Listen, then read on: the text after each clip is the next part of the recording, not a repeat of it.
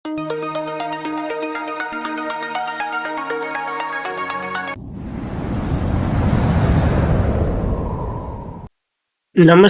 ગુજરાતના અધિકારી મિત્રો, આજે આપણે 28 ડિસેમ્બર 2025નું મોસ્ટ ઇમ્પોર્ટન્ટ કરંટ અફેર સાથે સાથે જીકે અને જીએસ વિશે ચર્ચા કરવાના છે.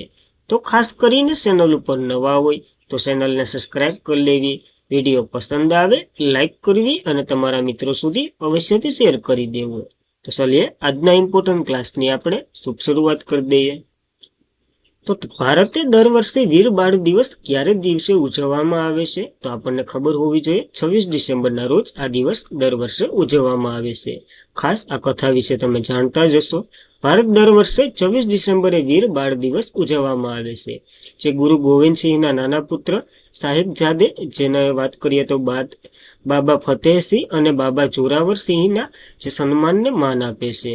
અને તે બહાદુર, તેમના ધર્મ પ્રત્યે વફાદાર અને ભારત સરકારના 2025માં 26 ડિસેમ્બરે વીર બાળ દિવસ તરીકે જાહેરની પ્રેરણા આપે છે. તો ગુરુ ગોવિંદસિંહના બે પુત્ર હતા, એક તો કે બાબા ફતેહસિંહ અને બીજો તો કે બાબા જોરાવરસિંહ. અન્ય મુઘલો સાથે યુદ્ધ કર્યું હતું. આ બંને વીરગતિ પામ્યા અને અથવા તો આને છે ને એનો જે શું કહેવાય ધર્મ પરિવર્તનની વાત કરેલી હતી, એટલે વીરગતિ પામ્યા હતા, એવું બધી કથા છે, તો યાદ રાખવી. 26 ડિસેમ્બરના રોજ બહાદુર કલા અને સંસ્કૃતિ, પર્યાવરણ, સમાજ સેવા, વિજ્ઞાન અને ટેકનોલોજી અથવા રમતગમત વગેરે ક્ષેત્રે સિદ્ધિ બદલ 18 રાજ્ય અને કેન્દ્ર શાસિત પ્રદેશના 20 બાળકોની પસંદગી થઈ, જે પ્રધાનમંત્રી રાષ્ટ્રીય બાળ પુરસ્કાર એનાયત કરવામાં આવશે.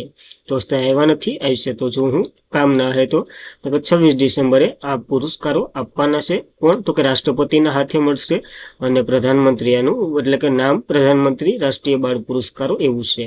તો ખાસ આ પુરસ્કારો આ વખતે 20 બાળકોને મળશે, તો યાદ રાખવો આપણને. હવે ડિસેમ્બરના દિવસો જોઈ લઈએ. 1 ડિસેમ્બરે વિશ્વ એઇડ દિવસ અને બીએસએફનો સ્થાપના દિવસ. 1 ડિસેમ્બરે નાગાલેન્ડનો સ્થાપના દિવસ હોય, જેને આપણે હોર્નબિલ ફેસ્ટિવલ તરીકે ઉજવીએ. 2 ડિસેમ્બરે રાષ્ટ્રીય પ્રદૂષણ નિયંત્રણ દિવસ, ગુલામી નાબૂદીનો દિવસ અને વિશ્વ કમ્પ્યુટર સાક્ષરતા દિવસ. 3 ડિસેમ્બર આંતરરાષ્ટ્રીય વિકલાંગનો દિવસ. 4 ડિસેમ્બર ભારતીય નૌકાદળનો દિવસ, આંતરરાષ્ટ્રીય સીતા દિવસ અને આંતરરાષ્ટ્રીય બેંક દિવસ. 5 ડિસેમ્બર વિશ્વ માટી દિવસ અને આંતરરાષ્ટ્રીય સ્વયંસેવક દિવસ. 7 ડિસેમ્બર સશસ્ત્ર દળોના ધ્વજનો દિવસ. 8 ડિસેમ્બર આંતરરાષ્ટ્રીય નાગરિક ઉડ્ડયન દિવસ. 9 ડિસેમ્બર આંતરરાષ્ટ્રીય ભ્રષ્ટાચાર વિરુદ્ધ દિવસ.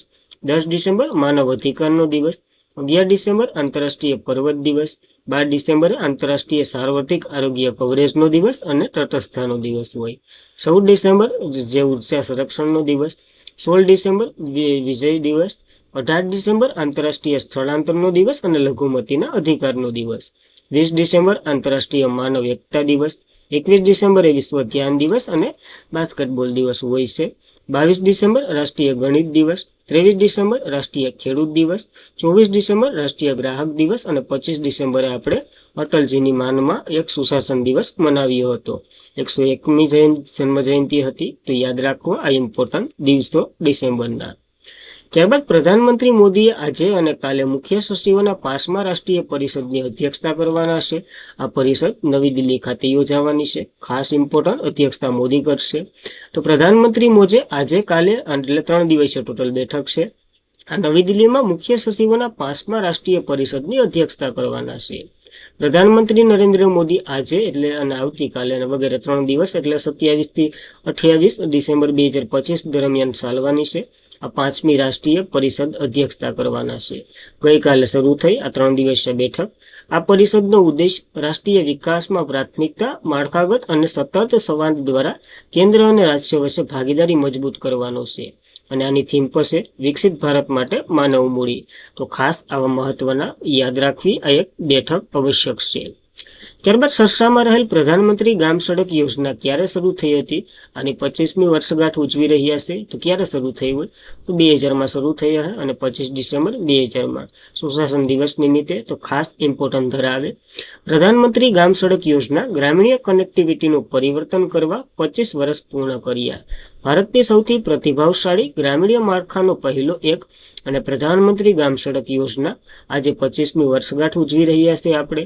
25 ડિસેમ્બર 2000ના રોજ શરૂ કરાયેલ આ કાર્યક્રમ ગ્રામીણ રહેઠાણ, સર્વાંગી જોડાણ અને સુનિશ્ચિત કરવામાં એક ઉદ્દેશ્ય છે. પીએમ ગ્રામ સડક યોજના 8,25,000 કિલોમીટરથી વધુ રસ્તાઓ મંજૂર કર્યા છે, જેમાં 7,87,000 કિલોમીટરથી વધુ પૂર્ણ કર્યા છે અને તાજેતરમાં જ વર્ષની યોજનાનું બજેટ ફાળવ્યું છે આના માટે આ કમ્પ્લીટ કરવા હતું અને આનું 96% કામ કમ્પ્લીટ થઈ ગયું છે. હવે બાકી 4% છે તો એ પણ કમ્પ્લીટ કરી નાખશું એવું બધી કીધું છે. તો આપણે ખાલી કયા સાલું છે ને એ યાદ રાખવું અને 25મી વર્ષગાંઠ છે તો આખું માહિતી જોઈ ગયા યાદ રાખવું. ત્યારબાદ ગુજરાતના મુખ્યમંત્રી ભૂપેન્દ્ર પટેલે મેક ઇન ઇન્ડિયા પહેલ હેઠળ કયા શહેર માટે પ્રથમ સ્વદેશી મેટ્રો ટ્રેનનું લોન્ચિંગ કર્યું છે? તો અમદાવાદ માટે લોન્ચિંગ કર્યું છે અને આના માટે મોદીજી કલકત્તા ગયા હતા કારણ કે ત્યાં બનાવવા નાખી હતી આપણે આ ટ્રેન. તો ગુજરાત રાજ્ય જે વિતરણ મેટ્રો નેટવર્ક રાષ્ટ્રીય મેક ઇન ઇન્ડિયા પહેલના ભાગરૂપે અમદાવાદ તેના પ્રથમ સ્વદેશી રીતે નિર્મિત મેટ્રો પાયાનું જે ઉત્તર જોવા તૈયાર છે અને મુખ્યમંત્રી ભૂપેન્દ્ર પટેલ દ્વારા કોલકાતાની મુલાકાત દરમિયાન ટીટાગઢ રેલવે સિસ્ટમ સુવિધા છે ને એ ખાતે અમદાવાદમાં અપેક્ષિત આગમન પહેલા જ મેટ્રો કોર્સ સત્તાવાર રીતે લોન્ચિંગ કરી દીધું છે અને નવી આ લોન્ચ થયેલી ટ્રેન જે ટીટાનગર રેલવે સિસ્ટમ લિમિટેડ ખાતે મેક ઇન ઇન્ડિયા પહેલનો એક ભાગ છે. ઉચ્ચ ગુણવત્તા હશે, જે સસ્ટેનેબલ સ્ટીલ આધુનિક ટેકનોલોજી હશે. આ ટ્રેન કક્ષા અગ્નિશામક અદ્યતન સુરક્ષા પ્રણાલી હશે અને ગ્રેડ ઓફ ઓટોમેટિક હશે. આ હેઠળ સંચાલિત એટલે કે સ્વસંચાલિત હશે ડ્રાઈવરલેસ વગરની. તો ખાસ ઇમ્પોર્ટન્ટ ધરાવે છે આ મેટ્રો ટ્રેન એ અમદાવાદમાં દોડવાની છે તો ખાસ થર્ડ પણ યાદ રાખવું કારણ કે ભૂપેન્દ્ર પટેલે કોલકાતામાં ધક્કો ખાધો હોય તો એમને નહીં ખાધો હોય. ત્યારબાદ તાજેતરમાં જ રાષ્ટ્રપતિ મુર્મુએ રાષ્ટ્રપતિ ભવનમાં કઈ ભાષાના બંધારણનું વિમોચન કર્યું છે? તો આ સંથાલી ભાષાના બંધારણનું વિમોચન કર્યું છે આપણા રાષ્ટ્રપતિએ. યાદ રાખવું, રાષ્ટ્રપતિ દ્રૌપદી મુર્મુએ આજે નવી દિલ્હીમાં રાષ્ટ્રપતિ ભવન ખાતે આયોજિત એક પ્રોગ્રામમાં સંથાલી ભાષાના બંધારણનું વિમોચન કર્યું. બંધારણ હવે સંથાલી ભાષામાં પણ ઉપલબ્ધ હશે. ઓલી લિપિ છે, ઓલી સિક્કી લિપિમાં લખાયેલું છે આ બંધારણ. આ વર્ષે એટલે કે ઓલી સિક્કી લિપિની શબ્દાર્થ છે એટલે કે 100 વર્ષ કમ્પ્લીટ કર્યા છે અહીંયા એટલા માટે. અને 92માં સુધારા અધિનિયમ 2003 દ્વારા જે બંધારણની 8મી અનુસૂચિ છે ને એમાં સંથાલી ભાષાનો સમાવેશ છે, આપણને ખ્યાલ જ છે. પ્રાચીન ભાષાઓની માં એક છે, જેમ કે ઝારખંડ, ઓડિશા, પશ્ચિમ બંગાળ, બિહાર વગેરેમાં નોંધપાત્ર આદિવાસી લોકો આ બોલે છે અને આના સ્થાપક કહો તમે પિતા કહો વગેરે તો પંડિત રઘુનાથ મુર્મુ છે આ ઓલી સિક્કી લિપિના. તો ખાસ એના અંતર્ગત સંથાલી ભાષામાં આપણું બંધારણ એક અપડેટ એટલે કે લખાયેલું છે તો યાદ રાખવું. હવે તો કે હિન્દી, ઇંગ્લિશ અને સંથાલી ત્રણેય ભાષામાં આપણને જોવા મળશે તો એ પણ યાદ રાખવું. ત્યારબાદ અનુ ગર્ગ જે ઓડિશાના પ્રથમ મહિલા મુખ્ય સચિવ બન્યા. 1991 બેચના આઈએસ અધિકાર છે અનુ ગર્ગ જે મુખ્ય સચિવ પદ પર બઢતી કરવામાં આવી, જે ઓડિશાના અમલશાહી સર્વોચ્ચ પદ આ ધરાવતા એ પ્રથમ મહિલા બન્યા છે તો ઇમ્પોર્ટન્ટ છે. જે મનોજ આહુજાનું સ્થાન લેવાના છે કારણ કે એ નિવૃત્ત થવાના છે તો ખાસ આ સચિવ તરીકે પસંદગી થઈ અનુ ગર્ગની તો એ પણ યાદ રાખવું આપણને. ત્યારબાદ ગ્લોબલ ફૂડ સિટી રેન્કિંગ 2025-26માં કયા ભારતીય શહેરને વૈશ્વિક સ્તરે 5મું સ્થાન મળ્યું છે? તો મુંબઈને 5મું સ્થાન મળ્યું છે. એ પછી દિલ્હી છે, અમૃતસર છે, હૈદરાબાદ છે વગેરે છે. સૌથી વધારે ક્યાંના ભોજનો? તો કે ઇટાલીનું, કારણ કે ઇટાલીની હમણાં જ શું કહેવાય અમૃત સાંસ્કૃતિક વારસામાં યુનેસ્કોએ એડ કર્યું હતું. તો પહેલા નંબર ઉપર તો ટોપ 10માં ઇટાલીના 100 સ્થળો છે તો આ ફળા તો નહીં હોય. તો taste and world food award 2025 પારદર્શકતા અને રાષ્ટ્રીય વાનગી સરેરાશ રેન્કિંગ આશરે 18,828 શહેરોને વૈશ્વિક સ્તરે 10ના ટોચ છે ને એમાં આપણું મુંબઈ 5મા સ્થાને છે. આ યુરોપિયન શહેરની યાદીમાં પ્રભુત્વ ધરાવે છે. ટોચના 10માંથી 8 શહેરો ઉપર કબજો છે યુરોપિયન દેશોનો. એમાં ઇટાલીના મોટા પાયે આગળ છે અને આ 10 જે ઇટાલિયન સ્થળો છે ને એમાંથી 100 તો એના જ છે. એ ભોજન માટે તો આમે જાણીતું છે. પહેલા નંબર ઉપર વાત કરીએ તો નેપલ છે જે પિઝા માર્કેટિંગ માટે પ્રખ્યાત છે. બીજા 5મા નંબર ઉપર ભારતની વાત કરીએ તો એનું ભારતનું પ્રથમ, આમાં વિશ્વમાં વાત કરીએ તો 5મું એ 5મા ક્રમનું છે. મુંબઈ પહેલા નંબર ઉપર ભારતમાં, તો એ 10માં એકમાત્ર સ્થળ આપણું મુંબઈ જ છે. જ્યાંના વડાપાઉં, પાઉંભાજી, ભોળ પૂરી વગેરે વગેરે મોઢામાં પાણી ન લાવતા એ આઈએમપી છે. આઈએમપી આમાં સમાવેશ છે. ટોચના 100 સ્થળોની વાત કરીએ તો દિલ્હી 48મા ક્રમે છે, 53માં અમૃતસર છે, હૈદરાબાદ છે, કોલકાતા છે, ચેન્નાઈ છે વગેરે સ્થળો છે. ગુજરાતના એક કોઈ નથી તો કેવી રીતના પસંદ કર્યું એ આપણે અત્યારે વિચારી રહ્યા છીએ. ત્યારબાદ વૈભવ સૂર્યવંશીએ પુરુષની લિસ્ટ એ ક્રિકેટમાં સૌથી ઝડપી 150 રન બનાવીને રેકોર્ડ તોડ્યો. કઈ ટ્રોફીમાં રેકોર્ડ તોડ્યો છે આપણા શું કહેવાય વૈભવ સૂર્યવંશીએ? તો વિજય હજારે ટ્રોફી હમણાં ચાલી રહી હતી, એમાં રેકોર્ડ તોડ્યો છે ભાઈએ. એ વિજય હજારે ટ્રોફીની વાત કરવાની છે. તો બિહારના ઓપન વૈભવ સૂર્યવંશી આજે ઇતિહાસ રચ્યો. માત્ર 59 બોલમાં 150 રન બનાવી પુરુષ લિસ્ટ એક ક્રિકેટમાં સૌથી ઝડપી 150 રન બનાવી એબીડી વિલિયમ્સનો જેને રેકોર્ડ તોડ્યો છે. કારણ કે પેલા આ નામ એબીડી વિલિયમ્સનો હતો. એબીડી વિલિયમ્સ 2015માં વેસ્ટ ઇન્ડિયા સામે આવો સ્કોર બનાવ્યો હતો. 64 બોલમાં 150 રન બનાવીને કર્યો હતો. આ ભાઈએ 59માં કરી દીધો. અને છે આ રાધી જીએસ ઓલરાઉન્ડ બિહાર છે ને, અને બિહાર ખાતે એમાં બિહાર અને અરુણાચલ પ્રદેશ વચ્ચે વિજય હજારે ટ્રોફી જે હતી એમાં બિહાર વતી રમ્યા હતા વૈભવ સૂર્યવંશી. 2025-26નું આયોજન હતું. બિહાર એમાં જીત્યું છે વૈભવ સૂર્યવંશીના કારણે, અને હાર્યું તો કે અરુણાચલ પ્રદેશ. તો ખાસ આ વિજય હજારે ટ્રોફી પર યાદ રાખવી. અને આ તમે આખો જોવો ને, આ બધી ટ્રોફી છે ને એ ક્રિકેટની છે. તો એવી રીતના પણ પ્રશ્ન આવી જાય. તો કેવી રીતના પ્રશ્ન આવ્યો એ આપણને જોવાનું હોય. તો યાદ રાખવી, આ એક વિજય હજારે ટ્રોફી આઈએમપી છે. વિજય હજારે ટ્રોફીની વાત કરીએ તો અરુણાચલ પ્રદેશે 36 બોલમાં ધમાકેદાર સદી ફટકારી અને 14 વર્ષના વૈભવે પોતાનો બીજો ક્રમનો ઝડપી લિસ્ટમાં સદી ફટકારનાર ખેલાડી પણ બની ગયો. તો 2 રેકોર્ડ કર્યા. હવે આ લિસ્ટ એ ક્રિકેટ શું છે? તો 50 ઓવરની ફોર્મેટ હોય એ તરીકે ઓળખાય. વન ડે આંતરરાષ્ટ્રીય ફોર્મેટની જેમ જ હોય. એમાં 50 ઓવર એક ટીમને આપવામાં આવે છે. આ મેચ સામાન્ય રીતે 8 કલાકથી તથા ઓછા સમયમાં પૂરી થઈ જાય એવી ટાઈપનું હોય, જે ક્યારેય યાદ રાખતો નથી, તમારી માહિતી ખાતર કીધું. ત્યારબાદ ઉપરાષ્ટ્રપતિ કોણ છે આપણા? સીપી રાધાકૃષ્ણ. કોના દ્વારા લખાયેલ પુસ્તક India's economic empire in the Modi era નું વિમોચન કરવામાં આવ્યું છે? તો સિકંદર કુમાર દ્વારા લખાયેલું છે. અને આ ઉત્તરાખંડના બહુ ફેમસ કયા છે રાજકારણી. તો ઉપરાષ્ટ્રપતિ સીપી રાધાકૃષ્ણએ બુધવારે નવી દિલ્હીમાં ઉપરાષ્ટ્રપતિ એમ્ફ્લેસ ખાતે હિમાચલ પ્રદેશના રાજ્યસભા સાંસદ કહો, તમે પ્રોફેસર કહો વગેરે યાદ છે, સિકંદર કુમાર દ્વારા લખાયેલ પુસ્તક India's economic empire in the Modi એરાનું વિમોચન કર્યું. વડાપ્રધાન નરેન્દ્ર મોદી આર્થિક નીતિના કારણે ભારતમાં જે વિશ્વની સૌથી મોટી અર્થવ્યવસ્થા તરીકે સૌથી ઉભરી આવી ને, એ અને ત્રીજા ક્રમનું સૌથી મોટું અર્થવ્યવસ્થા બનવા જઈ રહ્યું છે ને આવું વગેરે ટૂંકમાં મોદીજીના વખાણ કરીએ. 2014થી લઈને 2047 સુધી હું કરવાના છે એ વગેરેના.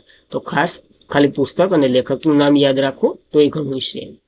ત્યારબાદ કઈ આઈઆઈટીની મદદથી ભારતના વૈજ્ઞાનિકોએ 80 તારાનો વિસ્ફોટ જેને સુપર કિનોવાકાનું નામ આપ્યું અને એની શોધ કરી છે? તો આઈઆઈટી બોમ્બેનો સહારો લીધો હતો અને આપણે આ શોધી કાઢ્યો છે એક આવું. તો ભારતીય વૈજ્ઞાનિકો સહિત એક આંતરરાષ્ટ્રીય ટીમે આકાશગંગા તારામાં 80 નવા વિસ્ફોટો શોધ્યા, જેનું સુપરનોવા એશિયલ એવું નામ આપવામાં આવ્યું છે. IIT Bombay, Indian institution of analysis વૈજ્ઞાનિકો સહિત ખગોળશાસ્ત્રી સુપરનોવાનું નામ એક દુર્લભ ક્રોમેસ્ટિક ઘટના શોધી કાઢી. 1.3 અબજ પ્રકાશ વર્ષ, હવે 1 પ્રકાશ વર્ષ એટલે હું એ કોમેન્ટ કરી દઉં, દૂર જોવા મળી છે આ ઘટના, અને જેમાં સુપરનોવા અને કિલોનોવા બંને લક્ષણો જોવા મળે છે. અને આવું પહેલી વાર થયું કે સુપરનોવા અને કિલોનોવા બે ભેરા લક્ષણો જોવામાં આવ્યા. આ બહુ વધારે ઊંડું છે, આપણે જવાની જરૂર. સુપરકિવા એક અત્યંત દુર્લભ શક્તિશાળી ક્રોમસ વિસ્ફોટ છે, જેમાં અનેક તારાઓની પ્રક્રિયાનો સમાવેશ થાય. આપણને ખબર હશે હાઇડ્રોજનમાંથી હિલિયમ બને ને એથી આપણે પ્રકાશ મળે છે. તો આવો પ્રકાશ બ્લાસ્ટ થઈ ગયો. આ પહેલી વાર જ્યારે કોઈ પણ એવી ઘટના થઈ હોય કે જેમાં પહેલું સુપરનોવા અને પછી ન્યુટ્રો સ્ટાર મર્જ થયું હોય, એટલે ઉત્તેજિત છે. અને કારણ કે સોના અને પ્લેટિયમ વગેરે તત્વો આના ભડકાના કારણે એટલે કે આના વિસ્ફોટના કારણે જ બને છે ને આપણે મળે છે. તો આ એટલા માટે ઇમ્પોર્ટન્ટ ધરાવે. સોનું ખાપ સરસામાં છે. ન્યૂ બેલેન્સ જાહ્નવી કપૂરે પ્રથમ બ્રાન્ડ એમ્બેસેડર એટલે ભારતીય બ્રાન્ડ એમ્બેસેડર એને બનાવ્યા છે. તો ગ્લોબલ સ્પોર્ટવેર બ્રાન્ડ ન્યૂ બેલેન્સે અભિનેત્રી જાહ્નવી કપૂરને ભારતમાં તેના પ્રથમ બ્રાન્ડ એમ્બેસેડર બનાવ્યા છે. ન્યૂ બેલેન્સની વાત કરીએ, બ્રાન્ડ ફેશન છે, ફિટનેસ, યુવા સાંસ્કૃતિક વગેરે વગેરે એની બ્રાન્ડો તમે માર્કેટમાં જોઈએ જ હશે. એના માટે જાણીતું છે. જાહ્નવી કપૂરને બ્રાન્ડ એમ્બેસેડર બનાવ્યા છે. તો બંને વખતે યાદ રાખવા. અને આજના માટે એટલું જ હતું. ખાસ કરીને મિત્રો, ક્લાસમાં મજા આવતી હોય તો એક લાઇક આપી દઉં, તમારા મિત્રોને શેર કરી દઉં. વધારે પસંદ આવે તો સારી એવી કોમેન્ટ પણ કરી શકો છો. અને પહેલી વાર હોય તો ચેનલને સબસ્ક્રાઇબ કરી લો. હવે કાલનું રિવિઝન કરી લઈએ, પછી આપણે સેશન એન્ડ કરીએ. તો ભારતના કયા વડાપ્રધાનની યાદમાં સુશાસન દિવસ ઉજવવામાં આવે છે? તો અટલ બિહારી વાજપેયી 101મી જન્મ જયંતિ છે, તો યાદ રાખવી. ત્યારબાદ કયું રાજ્ય 2026-27 થી રોલિંગ બજેટ રજૂ કરવાનું છે? તો મધ્યપ્રદેશ લાંબા ગાળાનું બજેટ રજૂ કરવાનું છે આ વખતથી. ત્યારબાદ તાજેતરમાં જ પ્રધાનમંત્રી મોદીએ કયા રાષ્ટ્રમાં પ્રેરણા સ્થળનું ઉદ્ઘાટન કર્યું છે? તો લખનઉ ઉત્તર પ્રદેશમાં સ્થળનું ઉદ્ઘાટન કર્યું. 3 મહાનુભાવોની પ્રતિમા મૂકી છે. કેટલા ફૂટની? કયા રાજ્યએ ખેલો ઇન્ડિયા ટાઇગર્સ કેમ્પનો લોગો અને માસ્કોટ એટલે કે અનાવરણ કર્યું છે? તો આ છત્તીસગઢે કર્યું છે. માસ્કોટ શું છે? તો મોરવીર છે. એનો અર્થ કોમેન્ટ કરી દો. ત્યારબાદ કઈ નદીની સહાયક નદી સુબનસિરી લોએસ પ્રોજેક્ટ યુનિટ 2 કાર્યરત કરવામાં આવ્યું છે? તો બ્રહ્મપુત્રની સહાયક છે સુબનસિરી ધનસિરીને નામ તો સુનાઈ હોગા. ગુજરાતે કયા જિલ્લામાં બાળક માટે એક અનોખું શિક્ષણ મોડેલ પાપા પગલી શરૂ કર્યું છે? તો દાહોદ માટે કર્યું.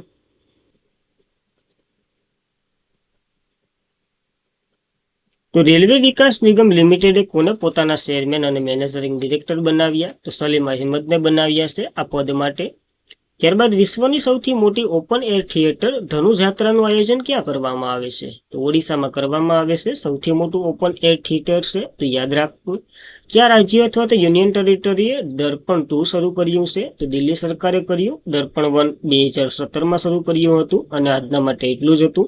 ખાસ કરીને મિત્રો વિડીયો પસંદ આવે લાઈક કરો, શેર કરો, તમારા મિત્રોને અવશ્યથી આવી માહિતી આપો, સબસ્ક્રાઇબ કરો અને PDF સ્ટડી મટીરિયલ માટે ટેલિગ્રામમાં જોઈન્ટ થઈ શકો છો. જીજી ઓફિસર આપણી ચેનલનું નામ છે તો તમે જોઈન્ટ થઈ શકો છો. તો બસ આજના માટે એટલું જ હતું. જય હિન્દ, જય ભારત.